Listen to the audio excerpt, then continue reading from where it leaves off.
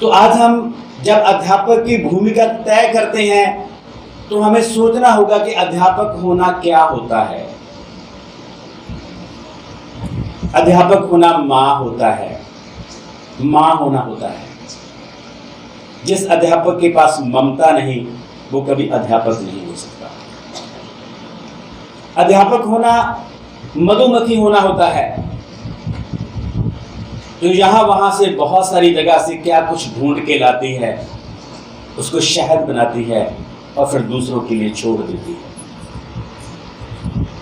अध्यापक होना माली होना होता है, जो बहुत सारे पौधे लगाता है, संभालता है, काटता है, छांटता है, और जब वो पौधे बड़े हो जाते हैं तो उनको छोड़कर नई नर्सरी लगाने चला जाता है।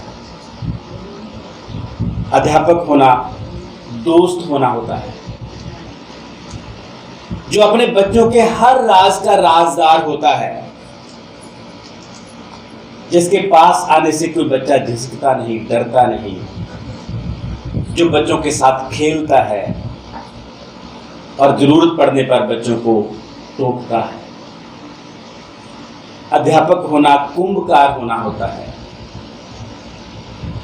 जो कुंभकार होता है वो मिट्टी को लाता है, छानता है, पीसता है, गूंदता है और फिर चक्कर पर चढ़ा देता है, विभिन्न आकार की शक्लें बनाता है,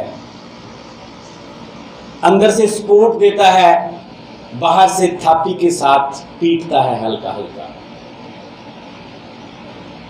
और यही भूमिका अध्यापक की है हमारे समाज में। अध्यापक होना मनोविज्ञानी होना भी होता है। अध्यापक मनोविज्ञानी की तरह बच्चों की आंख को पहचानता है, बच्चों के हाथ को पहचानता है। वो मछली को कभी वृक्ष पर चढ़ने के लिए नहीं कहता, वो बंदर को कभी पानी में तैरने के लिए नहीं कहता। उसे पता है कि मछली ने क्या करना है और बंदर ने क्या करना है। यही अध्यापक का काम है, ये पहचान करना ही अध्यापक का काम है। और अध्यापक होना कलाकार होना होता है, जो ज्ञान को कुनीन की तरह नहीं देता, बल्कि इतना सहज और सरल बना देता है कि विद्यार्थी उसे ग्रहण भी कर ले और उसको उस पर किसी प्रकार का बोझ भी ना पड़े।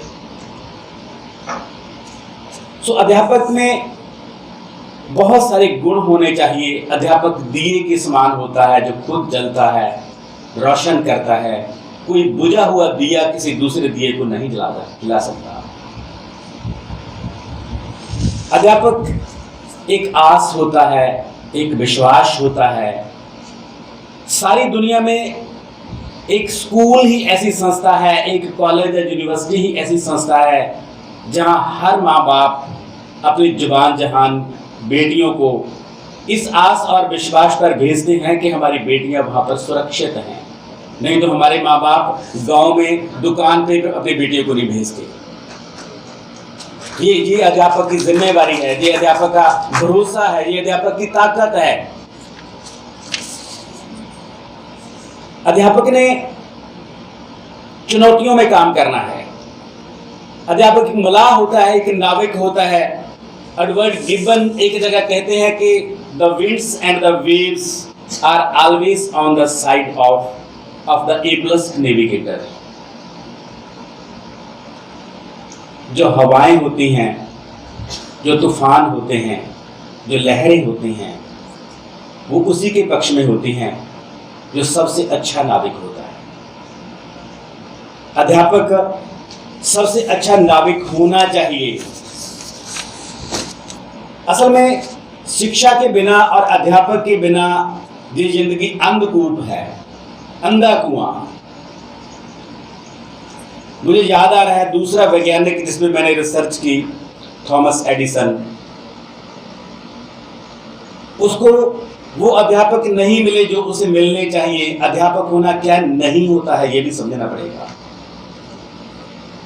ये हमें थॉमस एडिसन के प्रसंग से समझ आएगा कि जब थॉमस एडिसन को डफर बच्चा कह के स्कूल से बाहर कर दिया गया था, उसका दाम काट दिया गया था, उसका कान उसकी मां को पकड़वा दिया गया था कि हम इसको नहीं पढ़ा सकते, इसको ले जाओ। और उसके बाद उस बच्चे की क्या मनोस्थिति थी, इसका मैंने रिसर्च किया। उस बच्चे पर इतना प्रेशर था, इतना दबाव था कि वो बच्चा रात को नींद में बड़बड़ाने लगा। वो बच्चा रात को नींद में ऊंची ऊंची चीखता और बोलता कि मां, मैं अंधेरे कुएं में गिर पड़ा, मां मुझे बाहर निकालो, मां मुझे रोशनी दो। उसकी मां रोशनी कहां से लाती? तो जब रोज यही अभ्यास होता, यही प्रैक्टिस होती, बच्चा ऐसे चीखता, तो मां को बर्दाश्त नहीं होता था, तो उसकी मां अध्यापक बन गई। उसकी मां ने उस बच्चे को किताबें लाके दी। अपनी मां के सहयोग से और उन किताबों के सहयोग से थॉमस एडिसन के दिमाग में लाखों सूर्य जल उठे और आज दुनिया के इतिहास में सबसे ज्यादा आविष्कार थॉमस एडिसन के नाम पर दर्ज हैं। सो मां कैसे अध्यापक बन सकती है और अध्यापक कैसे अध्यापक नहीं बन सकते, ये भी हमने सीखना है। सिर्फ हम अच्छी अच्छी बातों से नहीं सीख सकते, उन बुरे उदाहरणों से भी सीखना पड़ेगा। अगर उसकी मां अध्यापक नहीं बनती तो आज थॉमस एडिसन इतिहास में कहीं पर ना होता। अध्यापक अपने बच्चों को और दुनिया को आंखें देता है और हम सभी अध्यापक की आंखों से दुनिया को देखते हैं। एक शायर ने कहा था कि हमने उनको इतना देखा जितना देखा जा सकता था, लेकिन फिर भी दो आंखों से कितना देखा जा सकता था। हर आदमी की सीमा है कि वो सारा कुछ नहीं देख सकता, पर अध्यापक उसे वो भी दिखा देता है जो उसने नहीं देखा होता। अध्यापक उसको अतीत में ले जाता है, अध्यापक उसको भविष्य में ले जाता है, अध्यापक उसका वर्तमान संवारता है। अध्यापक के जरिए वो दुनिया को जानता है, पहचानता है। सो अध्यापक की भूमिका बहुत बड़ी भूमिका है समाज में। अध्यापक का सृजनात्मक होना बहुत जरूरी है। अध्यापक को यह पता होना जरूरी है कि मैंने क्लासरूम में सिखाना क्या है। सारी दुनिया का ज्ञान कोई भी अध्यापक किसी भी बच्चे को नहीं दे सकता। अगर हम ये दावा करें कि हम बच्चे को ज्ञान दे देंगे सारा, वो ना हमारी किताबें दे सकती हैं, ना अध्यापक दे सकता है, तो अध्यापक क्या दे सकता है? अध्यापक ज्ञान प्राप्त करने की सीख दे सकता है, ज्ञान प्राप्त करने के लिए आंखें दे सकता है, ज्ञान प्राप्त करने के लिए प्लेटफॉर्म दे सकता है। दुनिया की एक उक्ति है कि बच्चे को मछली मत परोसो, उसको मछली पकड़ने की जांच सिखा दो, मछली पकड़ने का तरीका सिखा दो। तुम कब तक परोसोगे उसको मछलियां? अगर उसको तरीका सिखा दोगे तो वो खुद पकड़ लेगा, अगर आप परोसोगे तो वो रोज आपका इंतजार करेगा। एक फिल्म है, शायद आपने देखी होगी, मेरे ख्याल में तिरंगा फिल्म का एक सीन है। नाना पाटेकर उसका एक्टर है और उस फिल्म में एक बच्चा और उसकी माँ है। कोई गुंडा आके उसकी माँ को तंग करता है, छेड़ता है और नाना पाटेकर एक एक्टर के रूप में वहां पर खड़ा होता है। वो बच्चा बार बार अपने नाना पाटेकर के पास जाता है, अंकल अंकल मेरे मम्मा को बचाओ। वो हंसता है। बच्चा फिर माँ के पास जाता है, कुछ देर के बाद फिर उसके पास आ जाता है, अंकल अंकल आप मेरे मम्मा को बचाते क्यों नहीं? वो फिर हंसने लगता है। वो फिर अपनी माँ के पास जाता है। तीसरी बार जब दोबारा फिर उसके पास जाता है कि अंकल अंकल प्लीज मेरे मम्मा को बचाओ, तो नाना पाटेकर एक पत्थर उठाता है और बच्चे को पकड़ा देता है कि मारो। प्रश्न यह है कि नाना पाटेकर ने क्यों नहीं बचाया? क्योंकि दुनिया में हर जगह पर नाना पाटेकर नहीं मिलते। हर जगह पर अपनी रक्षा आप करनी होती है, अंकल हर जगह पर नहीं मिलते। उसकी रक्षा करने की बजाय उसको रक्षा करना सिखाना बड़ी बात है। सो अध्यापक ने बच्चे को दुनिया का सारा ज्ञान नहीं देना, उसने ज्ञान को सीखने के तरीके बताने हैं, उसको प्रेरित करना है कि आपने जिंदगी में क्या बनना है, क्या करना है। क्योंकि सीखने के लिए, कुछ बनने के लिए, बेहतर इंसान बनने के लिए एक वातावरण की जरूरत पड़ती है। हिंदी में कहा जाता है कि बुआ पेड़ बबूल का आम कहां से हुए, ते पंजाबी च बाबा फरीद जी कहते ने किथों पहाड़ दे बजौर दियां दाखां किकरां दे बीज बीज के। वातावरण का बच्चे की जिंदगी में बहुत बड़ा महत्व है। मैं 2 उदाहरणों से अपनी बात स्पष्ट करूंगा। पंजाब के जलंधर जिले का एक गांव है, शायद आपको नहीं पता होगा। उस गांव का नाम है संसारपुर। संसारपुर को हॉकी की नर्सरी के रूप में जाना जाता है। क्यों जाना जाता है? कि उस अकेले गांव ने हॉकी के अंतरराष्ट्रीय स्तर के 306 खिलाड़ी पैदा किए, जिनमें से 14 खिलाड़ी ओलंपियन हैं। और इतिहास में यह भी दर्ज है कि उस गांव के 7 खिलाड़ी एक मैच में खेले हैं, एक ओलंपिक मैच में। यह दुनिया का एक ही उदाहरण है। उस गांव में एक फैमिली है, एक खानदान है, उसको कुलार खानदान कहा जाता है। कुलार गोत्र है वहां का, जिन्होंने हॉकी का बीज बीजा उस गांव में। उस कुलार फैमिली से, एक अकेले कुलार खानदान से 200 खिलाड़ी पैदा हुए हैं। ये कैसे हो गया? क्योंकि उस गांव में जब बच्चा थोड़ा बड़ा होता है, 2 साल का, 3 साल का, उसके हाथ में हॉकी पकड़ा दी जाती है। और उसी पंजाब के मोगा जिले का एक गांव में, मैं उस गांव का नाम नहीं लेता,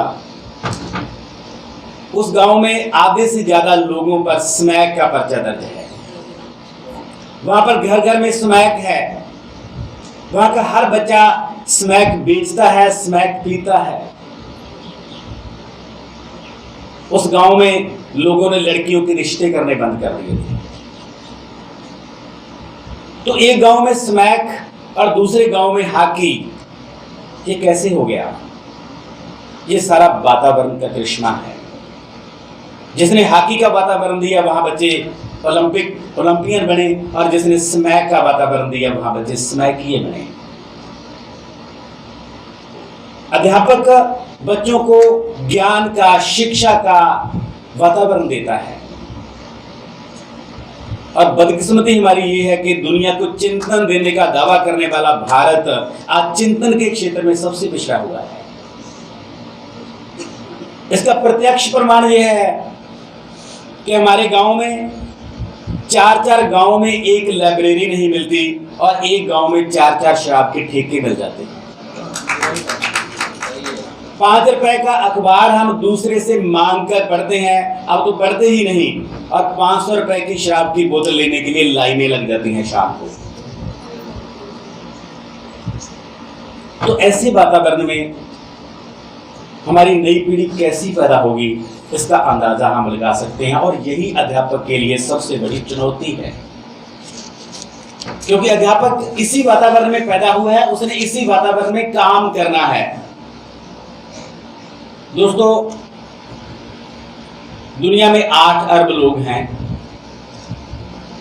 800 करोड़ लगभग।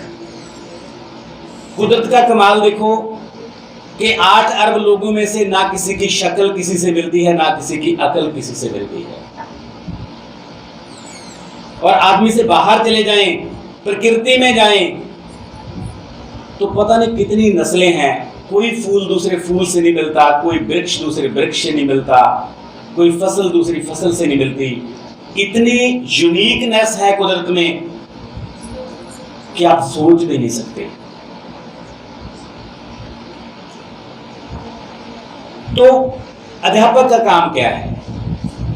अध्यापक ने बच्चे की यूनिकनेस को पकड़ना है। दुनिया का हर बच्चा यूनिक है जो हमारे पास आता है, पर हम क्या करते हैं? हम बच्चे की फ्रेमिंग करते हैं। हम बच्चे को एक मशीन में डाल देते हैं, उनको एक सा बनाने की कोशिश करते हैं। हमारी शिक्षा नीति, हमारा सारा सिस्टम जो लॉर्ड मैकाले से चल रहा है, उसने सभी लोगों को एक सा बनाने की कोशिश की है, जबकि कुदरत ने किसी को एक सा नहीं बनाया। कुदरत ने सभी को यूनिक बनाया है, शक्ल से, अकल से, गुणों से, रंगों से। कोई शायर कहता है कि बाग में मुख्तलिफ रंगों से बात बनती है, हम ही हम है तो क्या हम है, तुम ही तुम हो तो क्या तुम हो।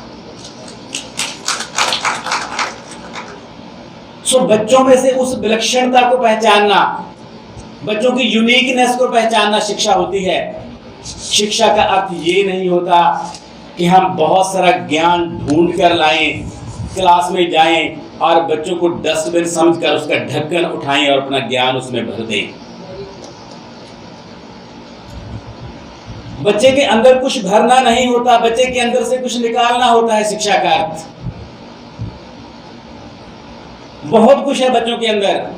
दुनिया का कोई बच्चा गीली मिट्टी नहीं होता, दुनिया का कोई बच्चा कोरी स्लेट नहीं होता। बच्चा बहुत कुछ अपने साथ लेकर आता है। हर बच्चे की अपनी प्रकृति होती है, जैसे फसल की कोई प्रकृति होती है। आप आम हर जगह नहीं उगा सकते, आप सेब हर जगह नहीं उगा सकते, आप संतरा हर जगह नहीं उगा सकते। उसके लिए वैसी मिट्टी चाहिए। वो संतरे की, आम की तासीर है, उसने कहां लगना है। अगर बरगद को हम गमलों में उगाएंगे तो कैसी नस्ल, बोनसाई नस्ल पैदा होगी। तो हमने बोनसाई नस्ल पैदा नहीं करने बच्चों की। हमने अपने सपने बच्चों पे नहीं थोपने, बच्चे को वैसा बनाना है जैसा वो बनना चाहता है। मेरा एक नाटक है छल्ला, आपने सुना होगा छल्ला गीत। पंजाबी बहुत मशहूर है छल्ला गीत। छल्ला मुड़ के नहीं आया, रोना उमरां दा पाया। उसमें छल्ला एक मेटाफर है, एक रूपक है। छोटी सी बात मैं सुनाता हूं आपको छल्ले की। आप पंजाब से बाहर के हो इसलिए शायद आपको ना पता हो। छल्ला एक जल्ला नाम के आदमी का बेटा था। वो दरिया में से बेड़ी पार करके लोगों को लेके जाता था रोज जल्ला। एक दिन तूफान आया तो जल्ले ने इनकार कर दिया सवारियों को दूसरे पार ले जाने के लिए कि मैं तूफान में बेड़ी नहीं ले जा सकता। तो जल्ले का बेटा था छल्ला, नौजवान था, गर्म खून था। उसने अपने डैडी से कहा कि अब्बा मैं लेके जाऊंगा। तो उसके रोकते रोकते वो नहीं रुका और बेड़ी को लेके चला गया और सवारियों समेत छल्ला उस दरिया की लहरों में डूब गया। उसी पे गीत बना है कि छल्ला मुड़ के नहीं आया, रोना उमरां दा पाया। हमारे समाज में बहुत सारे नौजवान छल्ले हैं जो सपने लेकर घरों से बाहर निकलते हैं पर वापस नहीं आते, जिंदगी के समंदर में डूब जाते हैं, डिप्रेशन में आ जाते हैं, क्रिमिनल बन जाते हैं, सुसाइड कर लेते हैं। मैंने अभी भी दूसरा नाटक लिखा है, उसका नाम ही है सुसाइड नोट। एक नौजवान सुसाइड करने की कोशिश कर रहा है, सुसाइड नोट लिख रहा है, बता रहा है कि इस समाज ने मेरे साथ कैसे कैसे पक्षपात किए हैं, समाज ने मुझे कहीं सुना ही नहीं, समाज ने मेरे सपनों की कहीं परवाह ही नहीं की। वो कहता है कि मैं अपने माँ बाप से सवाल किया, छोटे छोटे सवाल, कि माँ बाप एल्बम देख रहे हैं, विवाह की एल्बम, अपने विवाह की एल्बम, बच्चा भी साथ बैठा है। वो ऐसे ऐसे ऐसे पन्ने पलटाते हैं एल्बम के। अचानक बच्चे के मन में प्रश्न आता है, जब सारी एल्बम देखी गई तो अपनी मम्मी से कहता है कि मम्मा मैं कहाँ था, मेरी तो फोटो ही नहीं कोई। तो उन्होंने कहा कि बेटे आप तब नहीं थे। तो उसका फिर अगला सवाल था, तो कुछ देर रुक के शादी करवा लेते, मैं होता तब करवा लेते।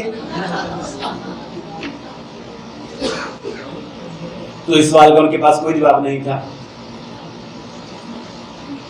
तो फिर उन्होंने फिर उसी कहा कि बेटे तब तो नहीं था, तो हो ही नहीं सकता था। तो फिर उसका अगला सवाल था कि बच्चे कैसे होते हैं मम्मा। तो उसके पिता ने उसके थप्पड़ लगा दिया कि जाओ खेलो, दौड़ो यहां पर से। अगले दिन उसने वही सवाल जाके क्लासरूम में साइंस अध्यापक से कर दिया कि मैडम बच्चे कैसे पैदा होते हैं। तो वही काम जो उसके पिता ने किया था वही काम अध्यापक ने भी किया। हम बच्चों के छोटे सवालों का जवाब ही नहीं देते। हमारे पास जवाब होता नहीं था, हमें देना नहीं आता।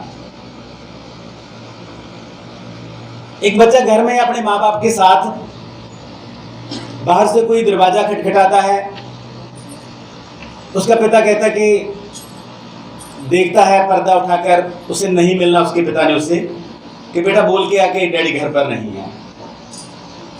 बच्चा दरवाजा खोलता है, अपने मासूमियत में कह देता है कि डैडी ने कहा है कि डैडी घर पर नहीं है। तो आके पूछता है उसको, डैडी क्या बोला था? कहना मैंने बोल दिया कि डैडी ने बोला है कि डैडी घर पर नहीं है। और जोरदार थप्पड़ उसके मुंह पर लगता है। उसको समझ नहीं आती कि मेरे को सच बोलने की सजा मिली है और झूठ बोलने की सजा मिली है। ये है वातावरण, ये है संस्कार जो हम अपने बच्चे को देते हैं। हम बच्चे को झूठ बोलना सिखाते हैं। दुनिया का ऐसा कोई स्कूल, कोई कॉलेज, कोई यूनिवर्सिटी नहीं जहां पर गालियां सिखाई जाती हो। कोई लेक्चर लगता है आपका, लगाए कई बार? तो कैसे गालियां हमारे बच्चों को निकालनी आती हैं? अच्छी अच्छी गालियां निकालनी आती हैं, सुंदर सुंदर गालियां निकालनी आती हैं। कहाँ से सीखते हैं बच्चे? आसमान से जो गालियां टपकती नहीं है, गालियों की कोई वर्षा तो होती नहीं है। इसका मतलब हम गालियां निकालते हैं। हम निकालते हैं तो बच्चे सीखते हैं। मैं नाटक के कैरेक्टर की बात कर रहा था। उसका एक कैरेक्टर है लैपी बाबा। अजीब सा कैरेक्टर है, आपको लगेगा लैपी बाबा। वो कैसा कैरेक्टर है कि उसके गले में एक टूटा हुआ लैपटॉप डाला हुआ है। लैपटॉप को लैपी कहा जाता है। और इधर बाजू पर एक तुम्बा लटकाए हुए है, तुम्बा बजाने वाला, गाने वाला। तो एक बच्चा पूछता है बुजुर्ग से कि बाबा ये कौन है? तो बताता है कि ये लैपी बाबा है। तो लैपी बाबा मतलब समझ नहीं आया कुछ। तो उसने समझाया कि ये बच्चा ये बनना चाहता था, बाजू वाला गायक बनना चाहता था, सिंगर बनना चाहता था। और उसके माँ बाप उसको ये गले वाला बनाना चाहते थे, इंजीनियर बनाना चाहते थे। और अब जे न ये बना न ये बना, ये बन गया, पागल बन गया। हम कितने बच्चों को पागल बना देते हैं, कितने बच्चों को जिंदगी से बाहर निकाल देते हैं अपने सपनों के नाम पर, अपनी इच्छाओं के नाम पर, अपनी कदरों कीमतों के नाम पर। बहुत कुछ ऐसा सिलेबसों में भर देते हैं, बहुत कुछ ऐसा अलग अलग नियमों के नाम पर, रूल्स के नाम पर बच्चों पर लागू कर देते हैं जो बच्चे के टेम्परामेंट का नहीं होता। तो एक अध्यापक होने के नाते ऐसे बहुत सारे सवाल हैं। मैं अक्सर ये प्रैक्टिस करता हूं, मेरी 27 साल की सर्विस है बतौर अध्यापक। तो मैं जब सेशन शुरू होता है कोई भी ना, मैं क्लास में उन दिनों कोई सिलेबस नहीं पढ़ाता, मैं बच्चों को कहता हूं बेटे सवाल करो, सिर्फ प्रश्न करने हैं।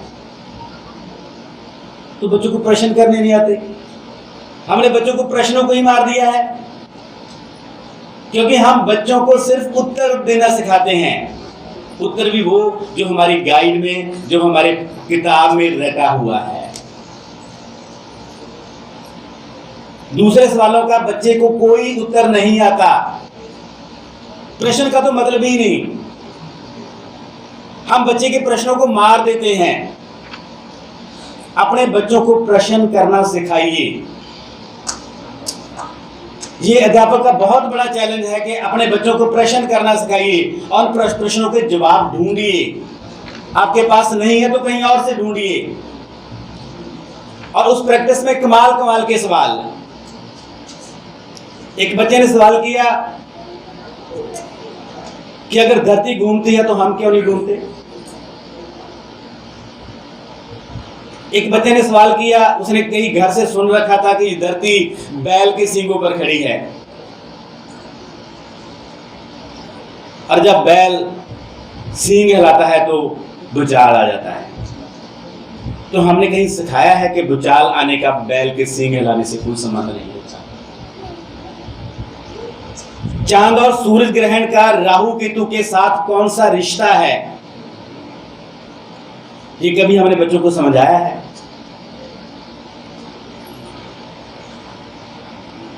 हमारे गांव में एक परंपरा है, उसको गुड्डी फूकना कहते हैं। जब वर्षा नहीं होती तो गांव की लड़कियां, औरतें इकट्ठी होकर एक लड़की बना लेती हैं, एक खिलौना लड़की, गुड़िया। उसको फूंक के आते हैं और उसके बाद चावल वगैरह बांटते हैं और लोगों को लगता है कि वर्षा हो जाएगी। तो बच्चे ने सवाल किया कि गुड्डी फूकने से मींह कैसे पड़ जाता है।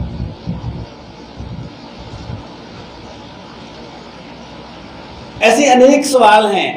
एक बच्चे ने कहा कि अगर धरती गेंद जैसी है तो जब ये गेंद घूमती है तो हम नीचे से हमारा क्यों नहीं हो जाता।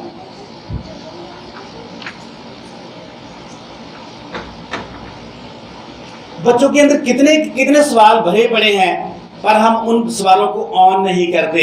बच्चों के अंदर से वो सवाल निकालते नहीं। हम उनको सीधे सीधे मैं हूं बालिक बीबा राणा बड़ा सियाना, सवेरे उठकर नहाता हूं, सुंदर कपड़े पाता हूं, ऐसे ऐसे गीत सुनाते हैं। अगर सारे बच्चे बीबे राणे हैं तो रेलवे स्टेशन पर भीख मांगने वाले कौन हैं? होटलों में बर्तन मांगने वाले कौन हैं? गांव में गोबर उठाने वाली लड़कियां कौन हैं? एक बच्चे ने सवाल किया कि जब रात को मेरा डैडी दारू पीकर रोज मेरी मम्मी को पीटता है, तो इन प्रश्नों का जवाब हमारी किताबों में क्यों नहीं है? हमारी शिक्षा ऐसे मसलों को एड्रेस क्यों नहीं करती?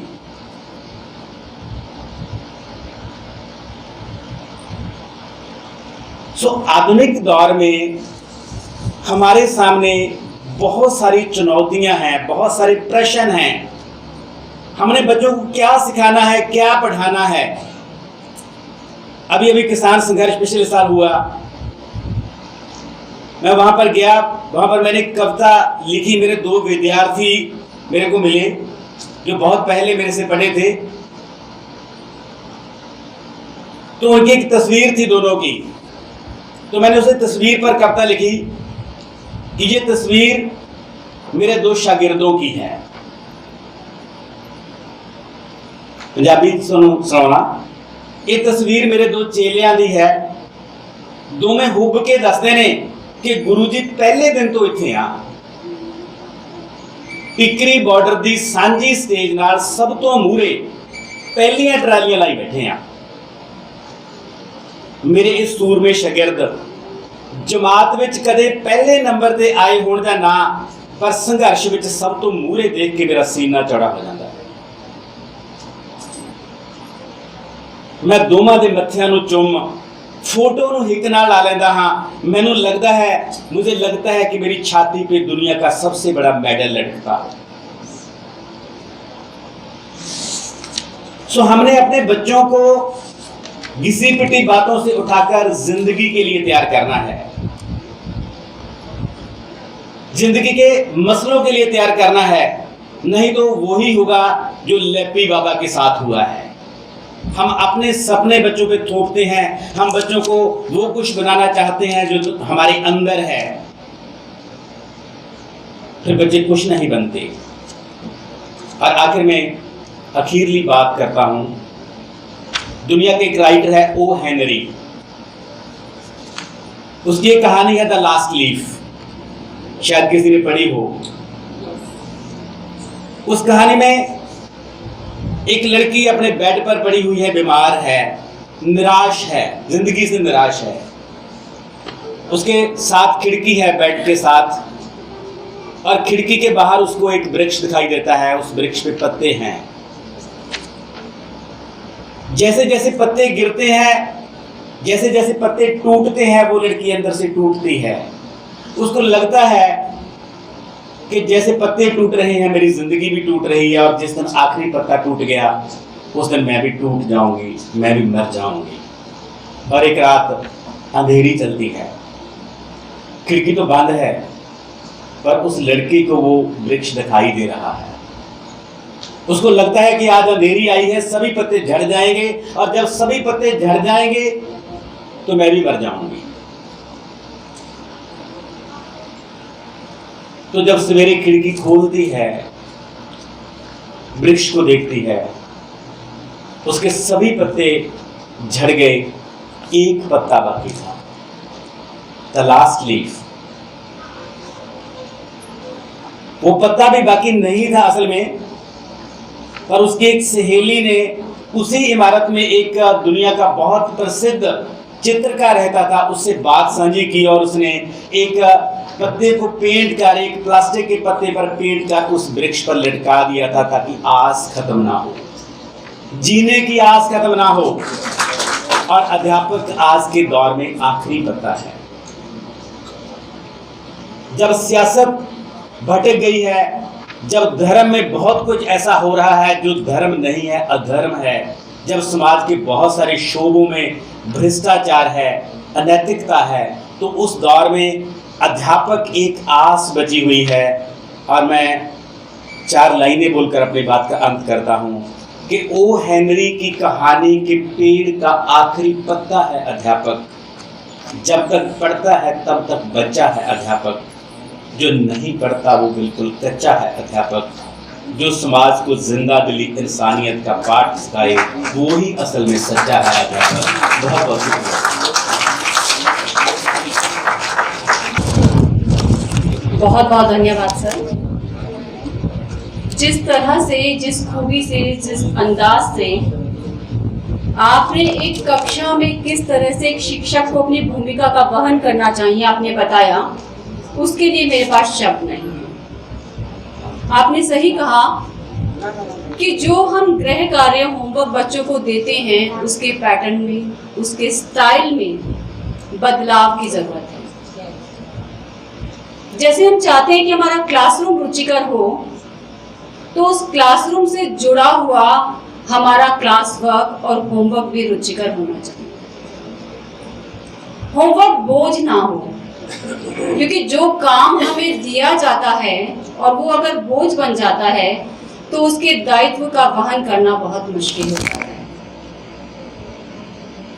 सर, आपने बिल्कुल सही कहा कि शिक्षक माँ है, कुंभकार है, माली है और नाविक है। हम सभी प्रेरित हुए इस बात के लिए कि हाँ, हमें सच में उनकी माँ बनना है जिन्हें हमने जन्म नहीं दिया। हमें सच में उस बगिया को सींचना है जिसके पौधे हमारी आंगन में नहीं है, और हमें उस नाव को खेना है जिस पर हमारा अधिकार नहीं है। जिस सुनहरे भविष्य के लिए छात्र की ऐसी नींव रखी जाए कि शिक्षा उनके लिए रुचिकर हो, आपने बिल्कुल सही कहा कि उनको मछली परोसनी नहीं है बल्कि मछली पकड़ना सिखाना है।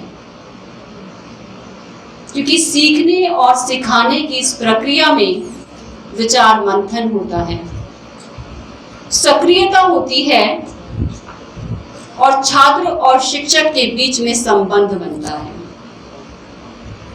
बाल मजदूरी की समस्या को भी आपने इंगित किया, और ये सच में ज़रूरी है। हम यहाँ भी देखते हैं, हरियाणा के परिवेश में भी हम देखते हैं, जो दूर दराज के ग्रामीण परिवेश में भी हम देखते हैं कि जो बच्चे आते हैं